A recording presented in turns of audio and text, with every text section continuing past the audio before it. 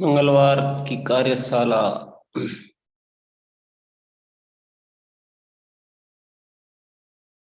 आइए कुछ बातचीत करते हैं।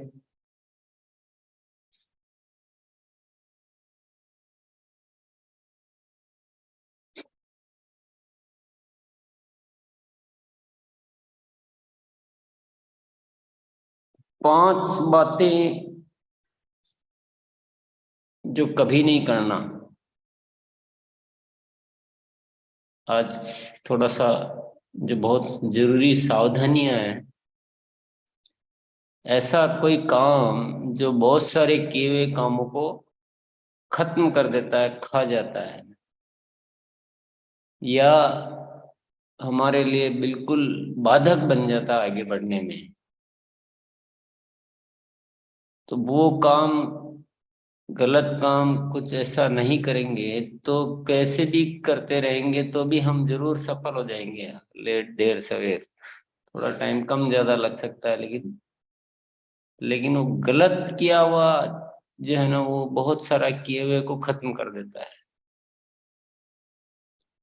तो बहुत सारे साथी किस गलत प्रभाव में आकर, गलत प्रलोभन में आकर, गलत शिक्षा में आकर, गलत पुरानी कोई आदत की वजह से कुछ ऐसी गलतियां कर बैठते हैं और उसका बहुत सारा नुकसान होता है। ऐसा बहुत बार देखा गया है, पाया गया है। तो उन्होंने गलती कर दी है, उन्होंने नुकसान कर लिया है, हमने जान लिया है। तो अब आपको गलती करके नुकसान करने की जरूरत नहीं है। केवल आज ये निश्चित कर लें कि वो काम कभी नहीं करना है, ऐसा कभी नहीं करना है। क्या एक कहावत है ना कि जो इंसान खुद की गलती से सीखता है वो होता है सामान्य, और जो दूसरों की गलतियों से सीखता है वो होता है बुद्धिमान, और जो खुद की गलतियों से भी नहीं सीखता है वो होता है बिल्कुल नादान। तो हमको क्या बुद्धिमान बनना है आज? हम क्यों गलती करें, हम दूसरों की से ही सीख लेते हैं। और मैंने और हमारे बहुत सारे वरिष्ठ साथियों ने जो अनुभव में पाया गया है कि ये गलतियां जो है होती है फील्ड में कभी कभी। कुछ साथी करते हैं, सब तो नहीं करते हैं। आप भी नहीं करते हो तो बहुत अच्छी बात है। पर न करनी है न होने देनी है। अगर हम तो नहीं करते हैं लेकिन हमारी टीम में से कोई करता है तो उसका नुकसान कौन उठाएगा? वो भी हमको ही होगा, टीम को भी होगा। तो होने भी नहीं देनी है, करनी भी नहीं है। वो ऐसी 5 बातें ही बता रहा हूं मैं आपको। अगर ऐसा बहुत अच्छी तरह से इन बातों को जानना हो, बहुत अच्छी तरह से कि क्या क्या नहीं करना चाहिए और क्या करना चाहिए पूरा डिटेल में, तो फिर आपको पढ़नी पड़ेगी बुक 100% सफलता। उसमें पीछे पीछे ऐसी एक पूरी लिस्ट दी हुई है कि हमें क्या क्या नहीं करना चाहिए। पूरी लिस्ट है, बहुत लंबी। तो हर एक चीज वो अपनी अगर आप आदत में ले आएंगे तो आप सफल होंगे ही होंगे, नहीं होने का कोई प्रश्न ही नहीं है। बुक का नाम ही 100% सफलता है। किसी भी बुक को, विशेष तौर से हमारे जो आरसीएम की बुक्स है, वो किसी भी बुक को पढ़ना और रख देना उससे नहीं। जो पढ़ो उसको आप अपने आदत में लो, आप उसको अपनी सफलता के अलार्म की डायरी में लो, तो वो उपयोगी होगी ना। आदत में आना बहुत जरूरी है, व्यवहार में आना बहुत जरूरी है। तो आज वो चीजें जान लेंगे थोड़ा सा, जो पांच पांच ही बता रहा हूं मैं। बाकी ज्यादा के लिए आपको सफलता 100% बुक आप पढ़ सकते हैं। आप नोट कर लें भले, सफलता 100% बुक आज पीछे, आज या जब भी टाइम मिले आप एक बार थोड़ा देखिएगा। और आप देख के क्या करना है, ये समझना है कि कहीं मैं तो ऐसा नहीं कर रहा हूँ जो इसमें लिखा हुआ है। या मैं ऐसी कोई चीज तो नहीं छोड़ रहा हूँ जो करना जरूरी है और वो मैं नहीं कर रहा हूँ उसको, तो वो आपको स्पष्ट हो जाएगा। पर अभी चलो 5 बातें जानते हैं पर जो कभी नहीं करनी चाहिए। पहला है उधार देना या उधार लेना। उधार देना या उधार लेना। उधार देना भी नहीं है, उधार लेना भी नहीं है। और यदि कोई ऐसे साथी है जो पीयूसी वंडरवर्ल्ड आदि चलाते हैं, वो तो विशेष तौर से अच्छी तरह से ठोक ठोक के गहरी स्याही से नोट कर ले, किसी भी सूरत में उधार नहीं देना है। क्योंकि उनके यहाँ से उधार देने की संभावना ज्यादा रहती है अनीता। कभी भी उधार नहीं देना है ना। और कोई अगर मान लो अपना उधार मांगने वाला कोई बहुत नजदीकी आ गया, रिश्तेदार आ गया, तो वो उधार ले मांगने लग जाता है कि चलो मैं बाद में दे दूंगा, तो आप क्या करोगे? तो आप ये बोलोगे कि यहां से इस जो है इसमें हमारा सिस्टम है, हम हमारे ऑडिट सिस्टम से भी बंधे हुए हैं। और हम वैसे भी हमें ये सिखाया गया है कि जैसे किसी गुरु धर्म में जो सिखाया जाता है ना, वैसे हमें मूल मंत्र सिखाए गए हैं कि यहाँ से आप ये ऐसा कुछ भी नहीं करना है। आपके पास नहीं हो तो मैं घर से लाके भले आपको पैसे दे दूं, पर यहाँ से तो मैं उधार, ऐसा कुछ भी मतलब आप क्या बोलोगे बताओ, आप सोचो। पर कोई भी आ जाए, किसी भी सूरत में आ जाए, कोई आपका बहुत बड़ा सीनियर अपलाइन आ जाए, जो अपलाइन उधार मांगता है, जो अपलाइन उधार मांगता है उस अपलाइन की बात मानना ही छोड़ दो आप। जो उधार मांगने वाले अपलाइन कभी भी सही अपलाइन हो ही नहीं सकता है। जो खुद ही खड्डे में ले जाने के काम कर रहा है वो क्या अपलाइन है? अपलाइन आ जाए, डाउनलाइन आ जाए, टारगेट का चक्कर आ जाए, कुछ भी आ जाए, कुछ भी हो जाए, उधार न तो देना है और न लेना है। और न लेने देना है और न देने देना है अपनी टीम को। आपने तो नहीं किया पर टीम में से किसी ने कर लिया। आप में से बहुत सारे साथियों ने कहीं ना कहीं वो अनुभव हासिल किया हुआ होगा ना कहीं चोट खाई हुई होगी, अगर जिनकी थोड़ी बहुत टीम ठीक ठाक है तो। क्योंकि हमारे सिस्टम में, हमारे इसमें अनीता पार्थ के हाथ उठा रही है। मैं तो इसी समुद्र में रहता हूँ ना, तो मुझे सब पता रहता है क्या क्या होता है। मैंने ऐसी ऐसी घटनाएं देखी सुधार की वजह से, अच्छे अच्छे लीडर एक्टिव, खूब बहुत जबरदस्त पावरफुल लीडर लीडर, मतलब ऐसा तेज गति से आगे बढ़ता हुआ, खूब मोटिवेटेड, मीटिंग लेना आता है, सेल करना आता है, काम करना आता है, लेकिन उधार के चक्कर में खत्म हो गया। मैंने देखे हैं रूबरू। इसलिए अच्छी तरह से समझ में आ गई ना। आज अंतिम बार, कोई भी कारण नहीं आना चाहिए कि इस कारण से हम उधार दे देते हैं या ले लेते हैं, या देने देते हैं या लेने देते हैं। अब आ जाते हैं दूसरी बात पे। टारगेट मंथ में निश्चित रूप से हमें बड़ा काम करना होता है। टारगेट मंथ में हमें बड़ा काम करना है कि आपने टारगेट ले रखा है कि मुझे उस टारगेट मंथ में रॉयल्टी पर जाना है, ये वाली पिन प्राप्त करनी है। मैं आपको बिल्कुल समर्थन करता हूँ आपके टारगेट में कि जरूर ऐसा टारगेट होना चाहिए, क्योंकि बिना टारगेट के पावर नहीं आती काम करने की। ये तो होना चाहिए, उसके लिए मैं मना नहीं कर रहा हूँ, कहीं उल्टा मत समझ जाना। टारगेट मंथ के लिए आप तैयारियां कीजिए, 2 महीने 4 महीने पहले से तैयारी करना शुरू कर दीजिए। अपनी टीम में डायमंड क्लब की संख्या बढ़ाइए, अपनी टीम बढ़ाइए, आप अपने टीम से संपर्क बढ़ाइए, उनके टारगेट शीट सेट कीजिए कि भाई मेरा टारगेट जो है मार्च में ये है, तो तुम्हारे सबके क्या क्या टारगेट हैं, उसके लिए टारगेट के टुकड़े कीजिए और ऐसे ऐसे अभी से तैयारी कीजिए, वो सब कुछ कीजिए। परंतु किसी टारगेट मंथ की वजह से किसी दूसरे महीने का बिजनेस मत खाइए। जैसे कि मार्च में टारगेट पूरा करना है तो फरवरी का बिल रोक लिया या रुकवा दिया, अप्रैल की खरीदी एडवांस में कर ली। ये तो ये बहुत गलत पड़ता है। इसके बारे में मैं 1 घंटे तक आपके नुकसान बता सकता हूँ इसके।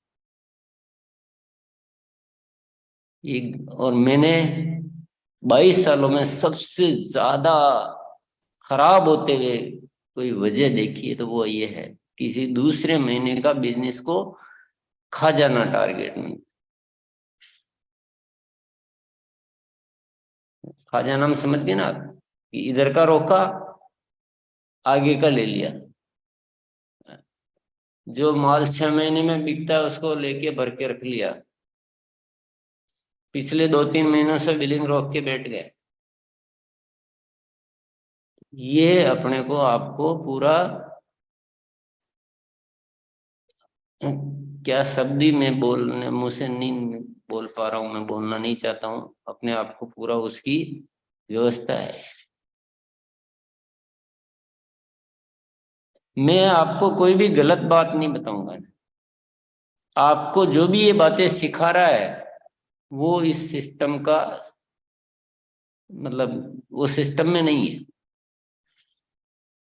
वो सिस्टम का पार्ट नहीं है, वो हमारे इस ग्रोथ को रोकने वाला है। वो हमें सही चीजें नहीं सिखा रहा है। जो भी सिखा रहा है आपको, मैं तो साफ साफ बोल रहा हूँ, जो भी इसको सुनना है सुनो, क्योंकि गलत होने देंगे तो हम कैसे व्यवस्था चलाएंगे। टारगेट में मैं आपके साथ हूँ पूरी तरह से, हम कितना भी दिसंबर के टारगेट के लिए आपके पीछे पड़े हुए हैं, बार बार बात कर रहे हैं, क्या कर रहे हैं, कितने तरीके निकाल रहे हैं। ऐसा नहीं टारगेट नहीं होना चाहिए, टारगेट जरूर होना चाहिए, बड़ा होना चाहिए दूसरों से। पर टारगेट पूरा करने के लिए आप ज्यादा सेलिंग करो, इसी महीने करो, ऐसा थोड़ी कि पिछले महीने का रोक लिया अगले महीने का खरीद के रख लिया, या उधार ले लिया गलत तरीके से, पीवी खरीद लिया। ये कोई सब गलत धंधे नहीं करने। सबसे ज्यादा नुकसानदायक चीज है, गांठ बांध लीजिए। तो दोनों चीजें, टारगेट मंथ नहीं करना, ये मैं नहीं कह रहा हूं, कहीं आ जाके बात मत फैलाना कि टीसीजी तो, हम तो टारगेट मंथ पे काम कर, हम तो वो लेते हैं और टीसीजी मना करते हैं। नहीं, आप लेते हो, आप नहीं भी लेते हो तो मैं कहूंगा कि लो जरूर। टारगेट मंथ क्यों नहीं लेंगे, लेंगे जरूर लेंगे, अच्छी तरह से काम करेंगे, पर गलत तरीके नहीं। गलत तरीके से क्या होता है, टारगेट मंथ में तो हम, क्योंकि हमने सही तरीका तो सीखा ही नहीं, ऐसी चीजें तो सीखी नहीं जो आगे बिजनेस बढ़ाने में हेल्प करती थी, और उल्टे सीधे तरीके से कर लिया। फिर उसके बाद क्या गति होती है, उसके बाद हमारे साथी, बहुत सारे साथी जो है वो एकदम डाउन बिजनेस चला जाता है। फिर वो निराश हो जाते हैं, बहुत दिनों तक प्रयास करते रहते हैं, निराश हो जाते हैं, खत्म हो जाते हैं, अविश्वास हो जाता है, छोड़ जाते हैं। फिर आप कहते हो ना छोड़ गए। अगर किसी को प्रोग्रेस दिख रही हो तो कोई छोड़ेगा आरसीएम जैसा सुंदर काम। फिर कहते हैं कि इतना टाइम हो गया, मेरे को इतने साल हो गए, मैं इस रॉयल्टी पर हूँ। अरे आपने कारनामे ऐसे किए। आरसीएम का सिस्टम में रॉयल्टी पर आना अभी ठीक है, कोई 6 महीने में नहीं, और 1 साल में थोड़ा और ज्यादा टाइम लग गया, 1.5 साल लग गया, 2 साल लग गया, उसके बाद तो रॉयल्टी सिस्टम से आनी चाहिए। अगर आप विधिवत तरीके से, एक नॉर्मल तरीके से भी काम करोगे तो भी आनी चाहिए। तो इस बात को भी गांठ मान लीजिए अच्छी तरह से। तीसरी बात,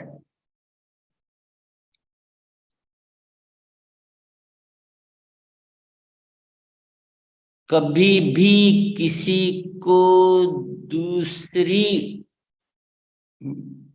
दूसरी जगह काम करते हुए साथी को कभी भी अपनी लेग में आने के लिए नहीं कहना। अगर वो कहे कि मुझे वहां सपोर्ट नहीं मिल रहा है, मुझे आपके यहाँ ले लो, तो बोलो सपोर्ट मेरे से हो पाएगा, मैं वहीं दे दूंगा, लेकिन आप इस आरसीएम को दाग मत लगाइए। इस पवित्र कार्य में ऐसे अपवित्र विचार मत लाइए कृपया करके। अगर आपका मेरा का परिचय है, मैं आपको मेरी मीटिंगों में आप आना, या जो भी मेरे से हेल्प हो कि आपको प्रोडक्ट वगैरह की या जो भी है, मैं वैसे कर सकता हूँ जो भी मेरे से हो पाएगी उतनी, लेकिन ऐसा गंदा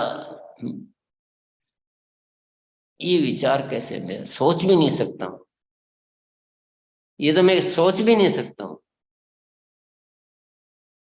तो न तो किसी से लाना, और कोई ऐसा कहे आपको कि आप वहां क्या कर रहे हो, आपको इतना टाइम हो गया, आपको रॉयल्टी नहीं आ पाए, आप लो इधर आओ, मैं आपको ये 1 लेख देता हूँ और आपको फटाफट रॉयल्टी पे लाता हूँ, ये आ जाओ। ये फलाना भैया तो आपको रॉयल्टी पर ला ही नहीं पाया। तो उस आदमी की बात कभी भी मत सुनना, क्योंकि वो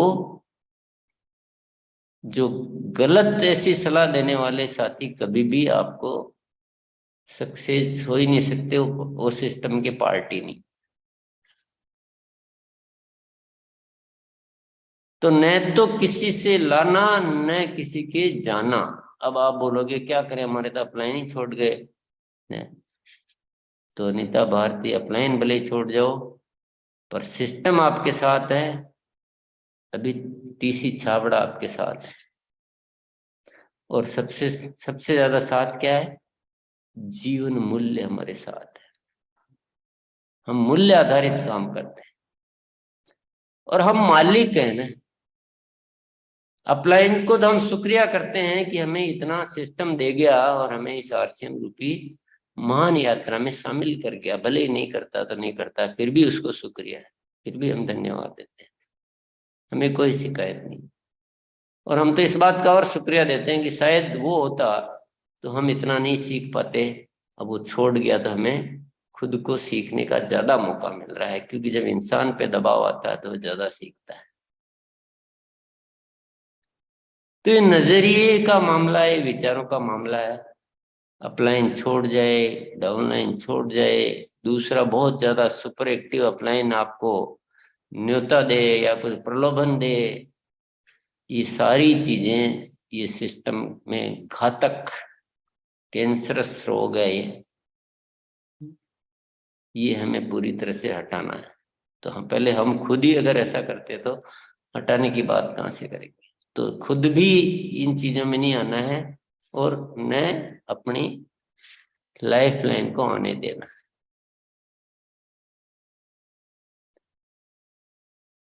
आप चाहो तो ये जो अपनी बातचीत हो रही ना, इसको आप बाद में यूट्यूब पे रहता है, इसका आप क्लिप बना के और आप अच्छी तरह से सब लोगों को दे सकते हो।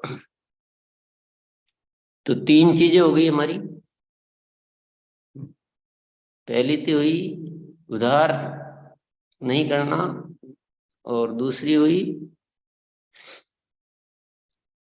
क्या हुई थी, टारगेट मंथ को गलत तरीके से नहीं करना।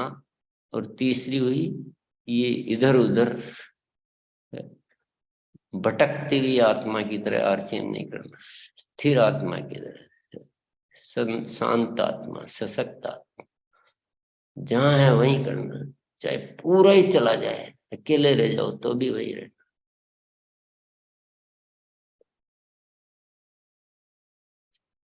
चौथी बात, कभी किसी से संबंध विच्छेद नहीं करना।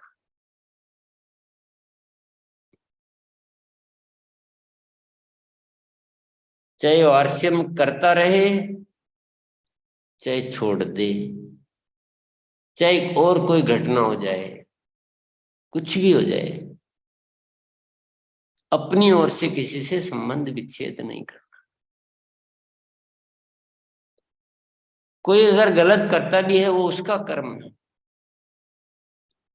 हमारा हम मूल्य आधारित जीवन जीते हैं, ठीक है, हम उतने संबंध नहीं रखते हैं उससे, उससे कोई सलाह भी नहीं लेते हैं, उससे बच के भी रहते हैं,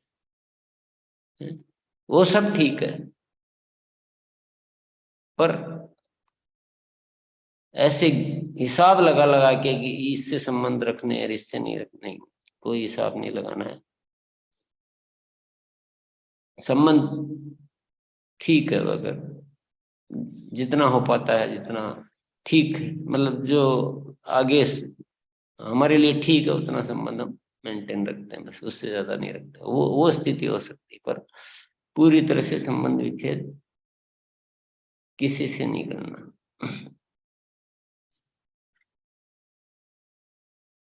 और फिर पांचवी बात,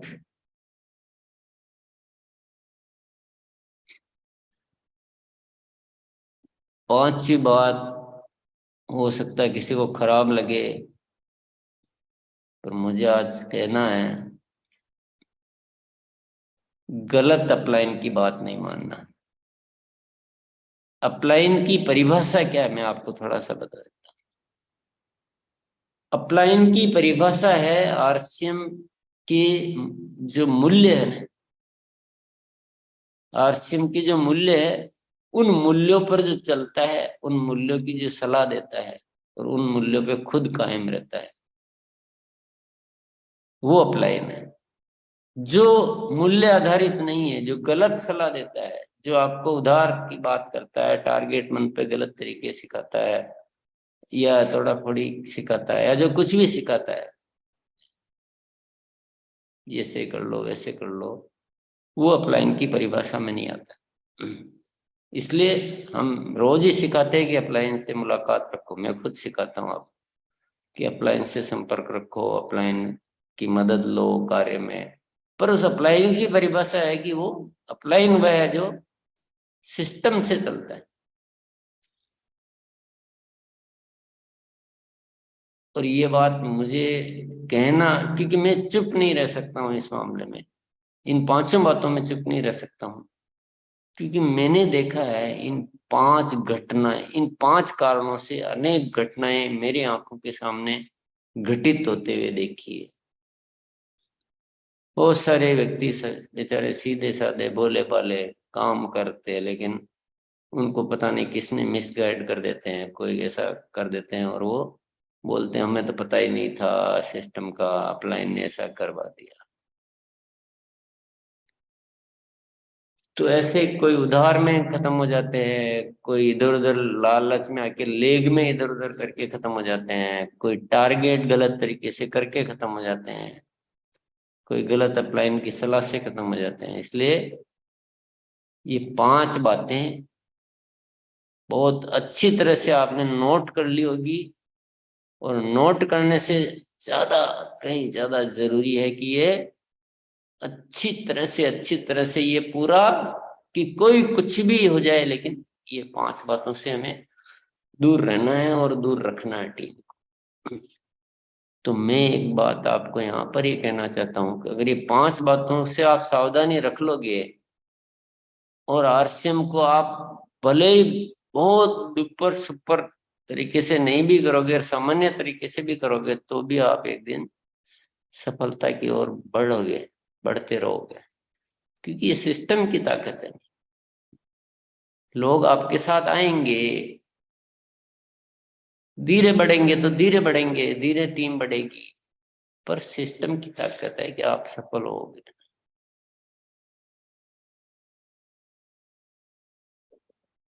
इसलिए इन पांच बातों को बहुत जरूर ध्यान रखना है, पूरी तरह से हमें सिस्टम में लाना है। पांच चीजें जो कभी नहीं छोड़नी, वो भी जाने क्या, थोड़ा सा शॉर्ट में वो भी जान लेते हैं। 100% प्रोडक्ट यूज, यानी प्रोडक्ट का यूज कभी नहीं छोड़ना है। दूसरा, मीटिंग सेमिनार में जाना कभी नहीं छोड़ना है, जैसे कार्यशाला है या और कोई मीटिंग है। तीसरा, अपलाइन और डाउनलाइन से बातचीत करना कभी नहीं छोड़ना।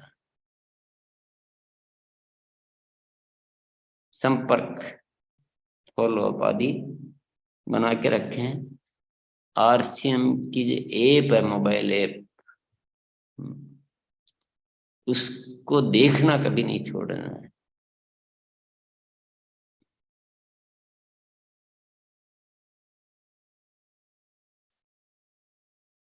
और पांचवी बात,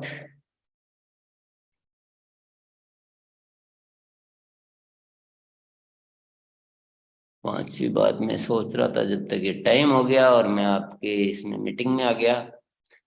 अब मैं आप लोगों के छोड़ता हूँ। पांचवी आप अपने मन से लिख लीजिए। आप भी तो मालिक हो अपने मन से कि ये कभी नहीं मतलब ये छोड़नी नहीं ये गतिविधि। तो 4 मैंने लिखा दिए। 100% प्रोडक्ट यूज, मीटिंग सेमिनार में आना, डाउनलाइन अपलाइन से बातचीत और आरसीएम की मोबाइल ऐप। तो 5 ही आपके हवाले है। तो 5 बातें जो कभी नहीं करनी है, 5 बातें जो कभी नहीं छोड़नी है, आज हमने ये सीखा है। और खुद गलती करके देखने की जरूरत नहीं है। उन 5 बातों के लिए मैंने बता दिया है ना, मैंने अपने अनुभव से बता दिया आपको। क्या जिंदगी में हम बहुत सारी गलतियां करके फिर सीखते कि नहीं यार, उधार में जब थोड़ा डूब जाते हैं, सारा खाया पिया खत्म हो जाता है, कमाया हुआ, फिर इंसान सीखता गया उधार तक। तो मैं पहले ही बता रहा हूँ।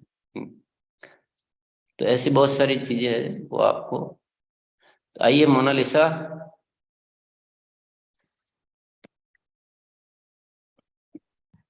जी सर। और दिसंबर हमारा टारगेट मंथ है, बड़ा टारगेट मंथ है। अभी भी अपने झोले में से कबूतर निकालो, रोज एक कबूतर निकालना है। झोले में से कबूतर निकालने का मतलब जानते हैं ना? जी सर। क्या है, मोनालिसा बताएगी झोले में से कबूतर कैसे निकाला जाता है। और उसके बाद आप साथियों को इनवाइट करेगी।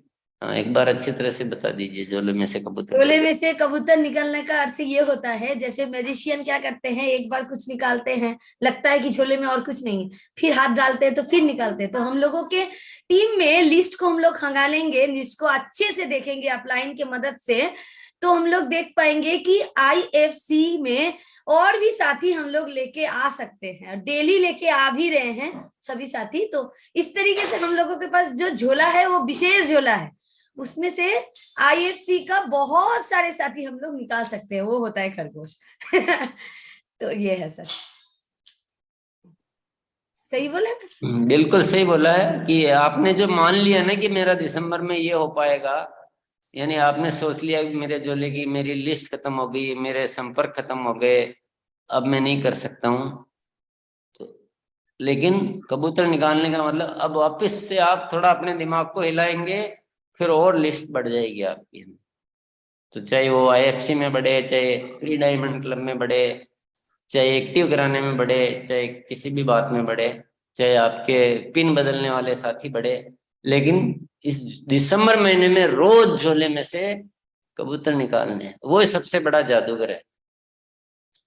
हम भी जादू दिखा सकते हैं यार, दुनिया को बोलो आज कि हम भी जादू दिखा सकते हैं, हम कोई छोटे जादूगर नहीं है। तो आइए चलते हैं। जी सर। 5 नंबर मैंने लिखा, सफलता के डायरी भरना, सही से भरना, वेरी पढ़ना, गुड। और उसमें उसको जीवन में उतारना। ये 5 नंबर लिखा। हाँ, सफलता के अलार्म की डायरी। जी सर। हाँ। आगे बढ़ते हैं। आइए आज सर। एक मोनालिसा ने बहुत अच्छा बता दिया है। शायद मैं थोड़ी देर सोचता तो मैं भी यही सोचता। मेरा दिमाग का थोड़ा सा हिस्सा मोनालिसा के दिमाग में बैठा हुआ है। चलिए आगे बढ़ते हैं। जी सर, आगे बढ़ते हैं और आज शुरुआत करते हैं राजेश सर से। सर आइए। जी, बहुत शानदार जानकारी आज मिली है सर। इसको हमको अमल करना ही है, वरना हमारा सारा मेहनत पर पानी